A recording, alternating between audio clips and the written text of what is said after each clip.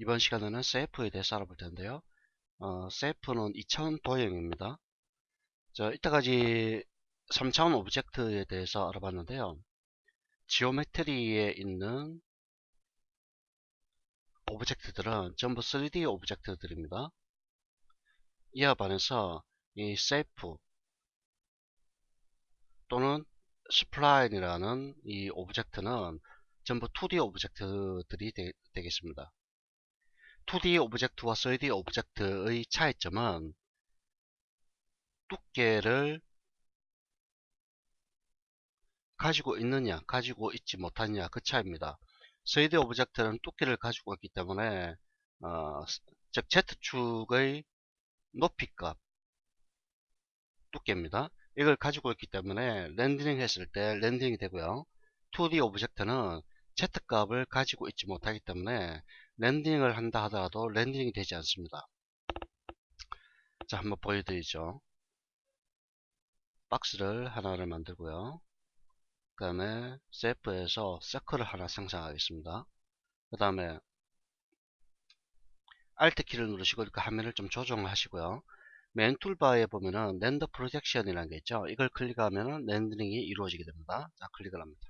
자, 그러면은 박스는 렌더링이 되는데 보다시피 서클은 렌더링이 되지 않죠. 리텐갈이라는 것도 하나 만들어 볼까요? 리텐갈도 만들고요. 다시 렌더링 되겠습니다.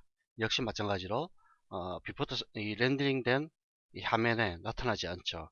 이 이유는 높이가 즉 Z값이 없기 때문에 이렇게 렌더링이 되지 않는 겁니다. 3D 오브젝트, 2D 오브젝트 이걸 형상이라고 얘기하고요. 형상 2D 오브젝트를 형태 오브젝트라고 얘기도 합니다. 형상이라는 것은 말 그대로 어떤 전체적인 볼륨감을 갖고 있는 전체적으로 볼륨감을 갖고 있는 이런 오브젝트를 일컫는 말이고요. 형태라는 것은 어떤 특정한 모양만 갖고 있다는 뜻입니다. 특정한 모양만 갖고 있다. 여기서 특정한 모양이라는 것은 특정한 모양이라면은 직선, 원, 사각형, 아크, 엘립스 이것처럼 어떠한 모양만 갖고 있을 뿐이고 두께가 없는 오브젝트들 이걸 2D 오브젝트라고 얘기하는 거죠. 그러면은 2D 오브젝트를 만들고 3D 오브젝트로 변형을 해야 됩니다. 즉 2D 오브젝트를 3D로 만들어야 되죠. 만들어야 된다.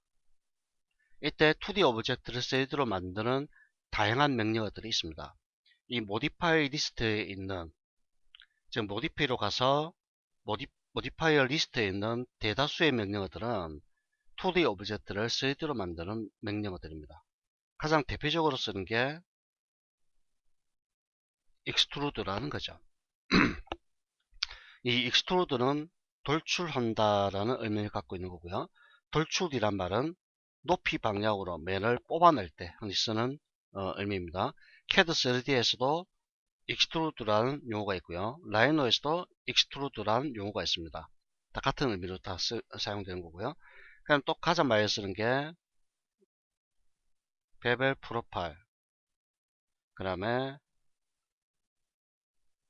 에이트블 메시나 에이트블 폴리 이러한 명령어들을 이용해서 2D 오브젝트를 3D로 변형을 해야 되죠. 자, 그러면은 몇 가지의 오브젝트를 만들고 비교를 한번 해보겠습니다. 우선 박스입니다. 자, 박스를 하나 만들고요. 그러면 실린더를 하나 만들겠습니다. 자, 이거는 3D 오브젝트이기 때문에 당연히 렌더링 했을 때 렌더링이 이루어지게 되죠. 그러면 셀프로 가가지고요. 리텐가를 하나 이렇게 만들고요. 그 다음에 서클을 하나 생성하겠습니다. 그 다음에 이걸 3D로 만드는데요. 자, 리텐가를 선택을 하시고 모디피로 가신 다음에 모디파이 리스트를 클릭합니다. 그 다음에 영문자 E를 입력합니다. 그러면은 이렇게 익스트루드라는 게 있죠. 자, 적용합니다. 자, 익스트루드를 적용한 순간 면이 생성이 되면서요. 3D로 만들어지는데 우측 하단에 보면은 amount라는 게 있죠. amount. 이거는 면을 얼마만큼 뽑아낼 것인가 그 수치를 결정하는 건데요. 자, amount 수치를 이렇게 올려보십시오. 자, 이걸 스피너 버튼이라고 이해합니다. 스피너 버튼. 이 스피너 버튼을 이용해서 플러스 방향, 마이너스 방향으로 값을 입력할 수 있고요. 또는 여기서 원하는 값을 이렇게 입력한 다음에 엔터키 쳐도 되겠죠. 자, 500 입력하고요. 그 다음에 세그멘트도 있죠. 이건 높이 방향으로 엣지를 주는 겁니다. 자, F4번을 눌러보죠. F4번을 누르면은 이렇게 숨겨진 엣지가 나타난다고 했죠. 보다시피 이렇게 엣지가 추가됩니다. 그 다음에 역시 서클도 마찬가지로 익스트루드를 적용합니다. 자, 역시 보시다시피 이런 식으로 값이 어마운트 수치가 적용되고요. 세그먼트를 적용했을 때 이렇게 엣지가 나타나고요. 자, 그러면 렌더링 해보겠습니다. 자, 보시다시피 나타나게 되죠. 자, 익스트루드를 다시 제거를 해보죠. 렌더링 걸어볼까요? 안 나타납니다. 다시 익스트루드를 적용했을 때 렌더링 걸면은 다시 나타나게 되겠죠. 자, 이게 2D 오브젝트와 3D 오브젝트의 가장 큰 특징이고요. 3D 오브젝트는 기본적으로 형상이고요. 2D 오브젝트는 형태입니다. 형태. 즉, 어떤 모양만 갖고 있을 뿐이고 높이 값을 갖고 있지 못하기 때문에 렌더링 되지 않는다. 그렇게 이해를 하시면 되겠고요. 자, 그러면 이 두 가지를 봤을 때 박스와 실린더 그리고 리탱글과 서클 두 가지입니다. 근데 익스트루드를 적용하니까 어떻습니까? 결론은 같죠? 결론은 같습니다. 이 3D 오브젝트로 박스를 만들던 2D 오브젝트로 박스를 만들던 다 같다는 얘기입니다. 결론은 같다. 다만 2D 오브젝트를 쓰는 이유가 있고요. 3D 오브젝트를 쓰는 이유가 있습니다. 그거는 모델링을 하면서 여러분들 계속 공부를 하셔야 되는 부분이고요. 어떤 경우에는 2D가 필요하고요. 또 어떤 경우에는 3D가 편리합니다. 보통 제품 디자인할 때 뭐 리모컨을 만든다든지 핸드폰을 만든다든지 또는 TV를 만든다든지 냉장고 또는 부엌 싱크대 이런 것들을 만들 때는 보통 3D로 일반적으로 많이 만듭니다. 그걸 폴리 모델링 방식이라고 얘기합니다. 이와 반해서 뭐 그림 액자라든지 그리고 또 볼펜이라든지 또는 재떨이라든지 또는 뭐 병 같은 거 있죠. 즉 해전체 위에서 봤을 때 약간 둥근 형태의 어떤 모양을 갖고 있는 거 그런 것들은 전부 어떤 2D 오브젝트를 이용해서 만드는 게 가장 편리합니다. 자, 이렇게 잠깐 설명을 드렸고요. 그럼 본격적으로 알아보겠습니다. 일단 라인입니다. 자, 렌더링 메뉴에 특이한 우리가 3D에서 보지 못했던 기능이 있는데 이건 조금 이따 보도록 하고요. 여기에 크리에이션 메소드라는 부분이 있는데 이게 아주 중요합니다. 라인을 만드는 방식이라는 뜻입니다. 이니탈과 드래그 두 가지가 있는데요. 이니탈이라는 것은 마우스를 클릭했을 때 버텍스의 속성을 뜻하는 겁니다. 자, 보도록 하죠. 마우스를 한번 클릭, 다시 클릭, 다시 클릭, 클릭, 클릭, 클릭, 클릭, 클릭, 클릭. 그리고 첫 점과 끝점에 클릭을 했을 때 스플라인 메시지 창 뜨고요. 클로즈 스플라인이라고 메시지 뜹니다. 클로즈 스플라인. 이 클로즈 스플라인이란 거는 현재 첫 점과 끝점이 만나서 버텍스를 결합을 시킬 것인가 라고 물어보는 겁니다. 결합시킬 것인가. 이걸 웰드라고 얘기하는데요.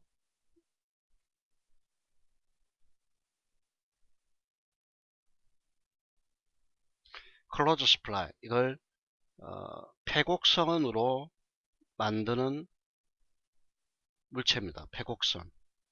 폐곡선이라는 것은 닫혔다는 뜻입니다.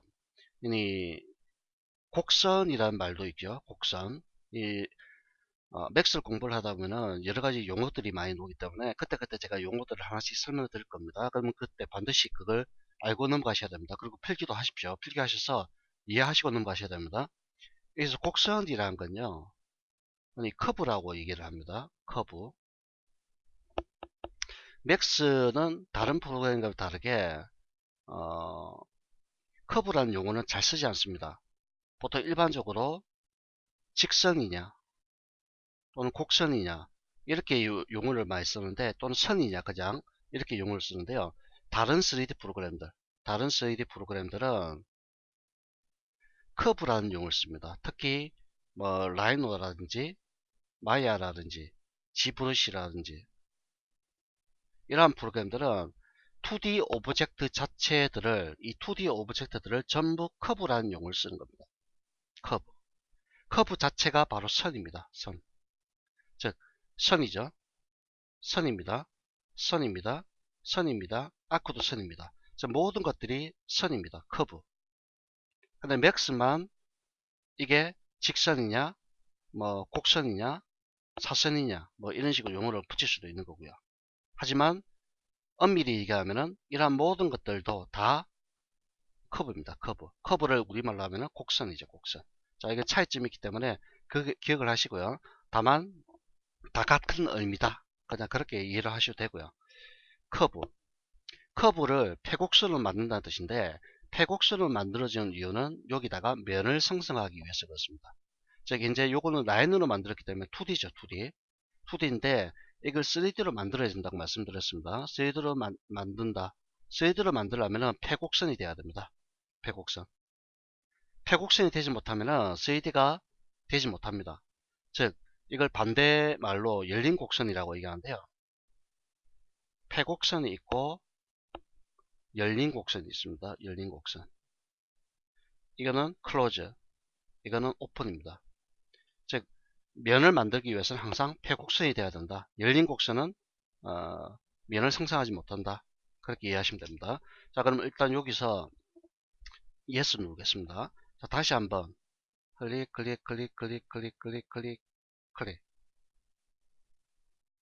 자, 클릭. 클로즈 할 것인가 물어보죠. 이번엔 아니요 하겠습니다. 자, 그러면은 여기다가 익스트루드를 적용합니다. 자, 면이 생성되죠. 이와 봐서 요거 다시 익스트루드 적용하겠습니다. 자, 면이 생성되긴 생성됩니다. 근데 윗면과 아랫면을 보십시오. 면이 안 만들어지죠. 바로 이게 클로즈와 오픈의 차이점입니다. 라인 자체도 익스트루드 할 수가 있습니다. 자, 라인 한 개를 만든 다음에 이걸 익스트루드 하겠습니다. 되죠? 자, 이렇게 면이 만들어집니다. 자, 이거는 뭡니까? 그냥 플랜입니다. 플랜. 3D 오브젝트에서 플랜이죠. 그쵸? 즉 라인 자체로 익스트루드 되긴 되는데 문제는 라인은 뚜끼가 없죠. 그럼 뚜끼가 어떻게 형성되느냐, 바로 높이 방향을 기준으로 해서 면이 만들어지는 겁니다.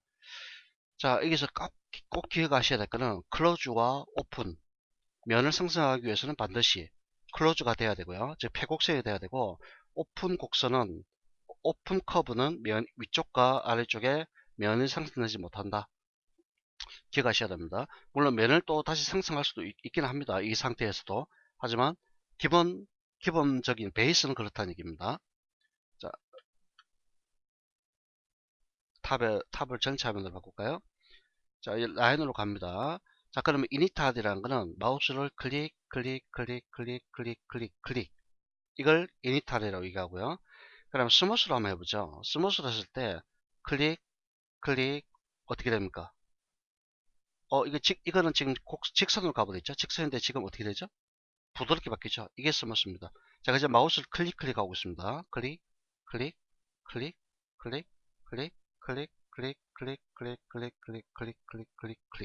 다 됐으면 마우스 우측 버튼 누르시면 됩니다. 자, 다시 코너. 직선이죠. 직선. 이번에는 스무스. 곡선으로 이렇게 움직이게 됩니다. 다 됐으면 마우스 우측 버튼. 이게 코너와 스무스 차이점이죠. 그럼 드래그라는 게 있는데, 드래그는 마우스 왼쪽 버튼에 손을 안 떼고 드래그 하는 겁니다. 자, 첫 점은 클릭을 한 다음에요. 두 번째 클릭을 한 다음에 마우스 왼쪽 버튼 손 떼면 안 됩니다. 그냥 드래그 하십시오. 이렇게. 자, 마치 스무스처럼 보이죠? 하지만 스무스가 아닙니다. 자, 다시 손 떼시고 다음 점에서 클릭, 다시 드래그. 다 손 떼시고 다음 점에서 클릭, 드래그. 손 떼시고 다음 점에서 클릭, 드래그. 이건 지금 제가 그냥 클릭만 하고 있죠. 자, 그러면은 이걸 각각 뭐라고 얘기하냐면요. 버텍스 속성이라고 얘기합니다. 버텍스의 속성. 자, 이거는 매우 중요하기 때문에 여러분들 반드시 기억을 하셔야 됩니다.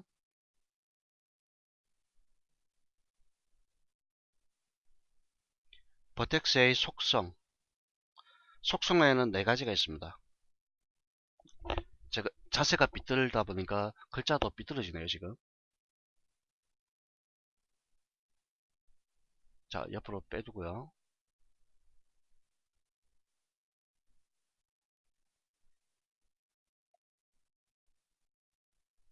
첫 번째, 코너가 있습니다. 코너. 두 번째, 스무스가 있습니다. 세 번째, 베지어 코너가 있습니다. 네 번째, 베지어가 있습니다. 자, 이 4가지를 버텍스의 속성이라고 얘기합니다. 이건 2D 오브젝트뿐만 아니라 3D도 사실 포함이 되는 개념인데 가장 많이 쓰는 개념이 바로 2D 오브젝트에서 사용됩니다. 코너는 직선입니다. 직선. 자, 각진선이라는 뜻입니다. 각진선. 자, 마우스를 클릭했을 때 선 이렇게 각지게 나타난 거고요. 스무스는 부드럽게 이렇게 곡선으로 나타납니다. 곡선으로. 이게 바로 스무스고요. 선 자체가 선이 부드럽게 곡선화된다. 이 차이점입니다. 그럼 베지어 커너와 베지어는 베지어 핸들이라는 것을 점에 표시를 해줍니다. 베지어 핸들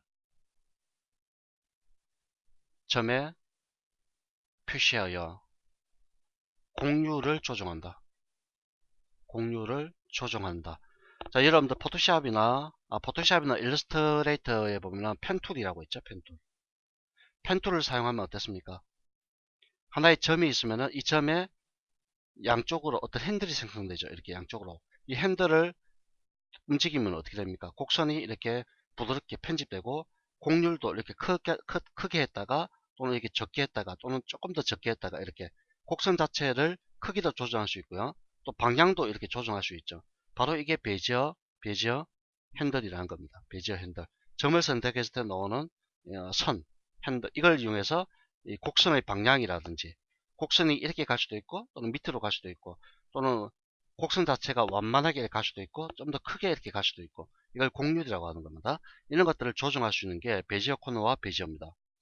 베지어 코너는 하나는 스무스의 역할을 해주는 거고요. 또 다른 하나는 코너의 역할을 해주는 겁니다. 즉 점이 이렇게 있을 때 요 한 개는 코너의 역할, 또 다른 하나는 스무스의 역할을 해주는 것. 이게 바로 베지어 코너고요. 이 밑에 그에 봐서 베지어라는 건 두 개 다 스무스의 역할을 해주는 겁니다. 자, 그러면은 정리가 되셨죠? 한번 보겠습니다.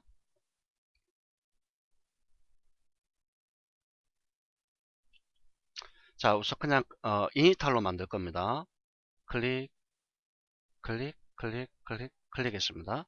자, 그 다음에 이 모디피로 넘어갑니다. 모디피로 가신 다음에 여기 보면 라인이라는 부분을 클릭해 보면 버텍스, 세그멘트, 스플라인 이렇게 나오는데 이 명령어가 뭐냐면은 editable spline 또는 editor spline이라는 명령어입니다. 이게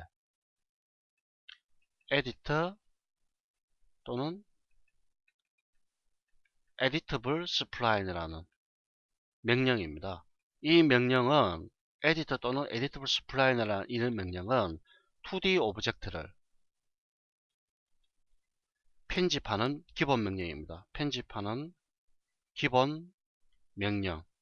이게 바로 edit 또는 editable spline인데 라인은 다른 것과는 좀 특이한 게 뭐냐면은 라인을 생성하면은 바로 이게 editable spline이나 에디터 또는 editable spline을 바로 전환이 되어 버립니다. 이에 반해서 뭐 사각형이라든지 리텐갈이라든지 서클이라든지 또는 아크라든지 엘립스라든지 이런 모든 2D 오브젝트들은 사용자가 별도로 이 명령을 적용시켜야 됩니다. 아시겠죠? 오직 라인만 별도로 에디터 또는 에디터 스플라인 적용하지 않는다 하더라도 자동적으로 여기에 나타나게 되고요. 나머지 모든 2D 오브젝트들은 이걸 편집하기 위해서는 반드시 에디터 또는 에디터 스플라인을 적용해야 된다. 꼭 기억하십시오. 착각하시면 안됩니다. 자, 다른 거 한번 볼까요? 그러면은 자, 리턴 엘립스 만들고요. 모디피로 갈까요? 없죠? 자, 서클 만들고요. 모디피로 가도 없습니다. 엘립스. 도넛이네요. 자, 만들었습니다. 없죠?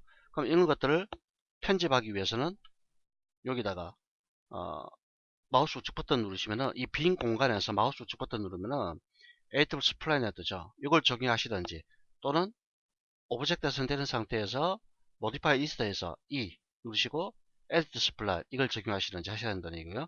자, 보시면은 버텍스 세그먼트 스플라인 그렇죠? 요것도 라인도 버텍스 세그먼트 스플라인 똑같죠? 요거 참 잘 기억하십시오. 오해하시면 착각하시면 안 되고요. 자, 버텍스를 선택을 하시고요. 점을 클릭해 보십시오. 자, 까맣게 그냥 표시가 되죠. 까맣게. 빨갛게 표시가 된 게 지금 코너를 뜻하는 겁니다. 버텍스 속성이 코너고요. 자, 이걸 클릭하니까 핸들이 나오네요. 초록색으로 두 가지 핸들 나오죠. 바로 이게 베지어 핸들입니다. 자, 그럼 점의 속성을 바꾸는데 이 점을 선택하시고요. 점에서 마우스 우측 버튼을 누릅니다. 자, 그러면 여기 보면은 베지어 코너, 스무스 각각 있죠. 자, 코너인데 스무스로 바꿔보겠습니다.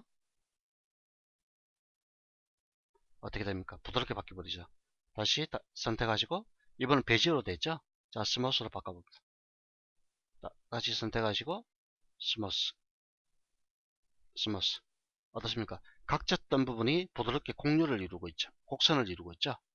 자, 이번에는 다시 코너로 바꾸겠습니다. 코너 각이 져버리죠. 요것도 코너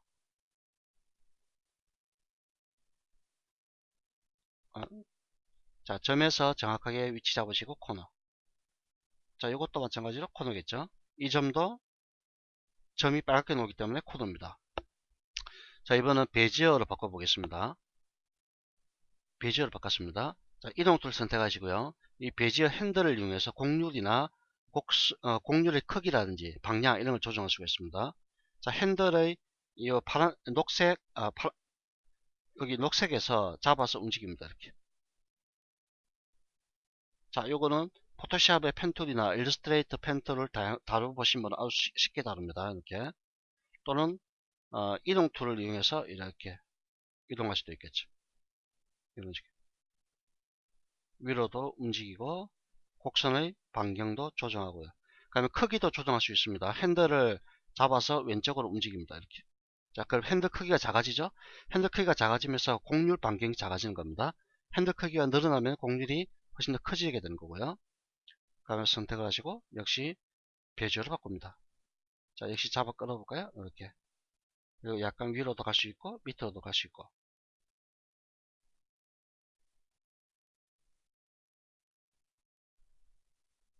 자, 그리고 이렇게 여러분들 만약에 핸들을 움직일 때 핸들이 지금 안 움직이죠, 그렇죠?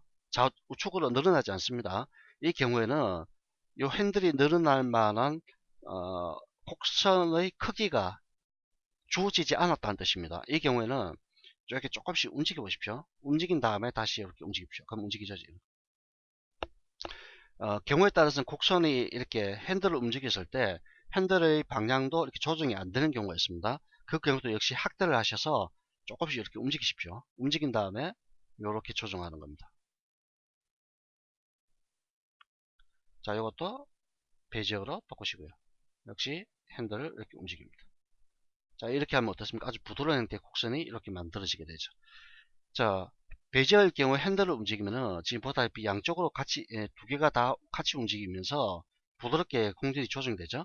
근데 베지어 코너의 경우 하나는 딱 곡선입니다. 하나는 곡선이고 하나는 직선입니다. 이렇게. 자, 이게 직선이네 지금. 이런 식으로. 이건 곡선이고요. 그렇죠? 이게 차이점이 있는 겁니다.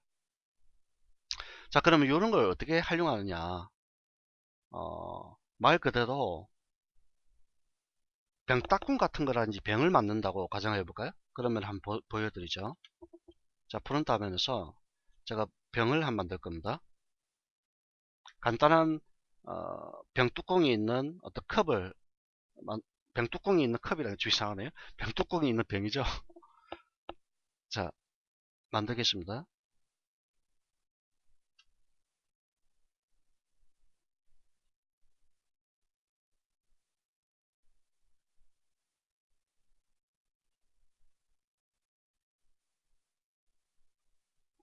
자, 이거 간단한 병입니다.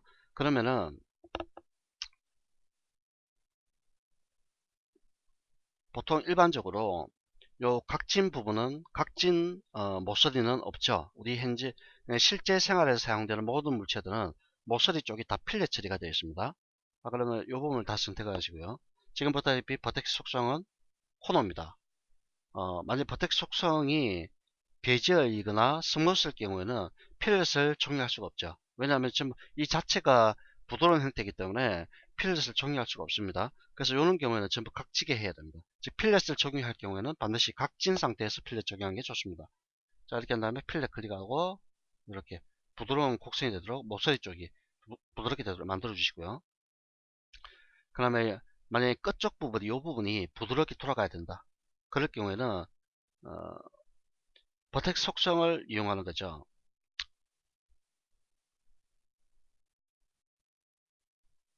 자, 버텍스가 지금 각이져 있죠? 이걸 뭐 베지어 같은 걸로 바꾼 다음에 이렇게 부드럽게 되도록 이렇게 조정하는 거죠. 그러면 이것도 역시 필렛이 들어가야 되기 때문에 필렛 이렇게 처리하고요.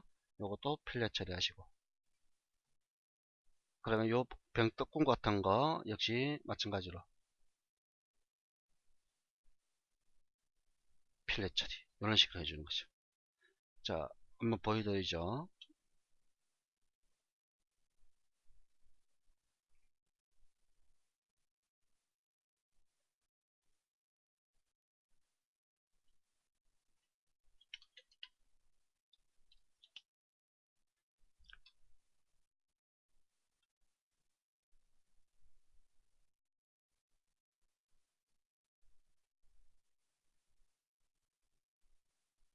자, 어떻습니까? 간단하게 이렇게 모양이 만들어지죠.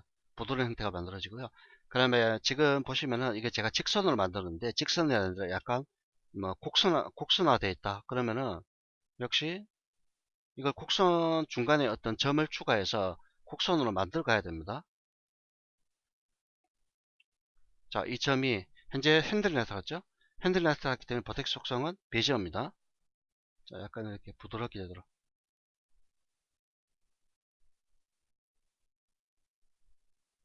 자, 이제 조정을 해주는 거죠. 자, 이렇게 됩니다. 이런 식으로 버텍스 속성을 조정하면서 어떤 원하는 모델링을 해 나가는 것이죠. 자, 시간이 좀 많이 갔죠. 자, 이번 시간 여기까지 하겠습니다. 이번 시간 가장 중요한 거는 버텍스의 속성 4가지입니다. 코너, 스머스, 베지어, 베지어 코너.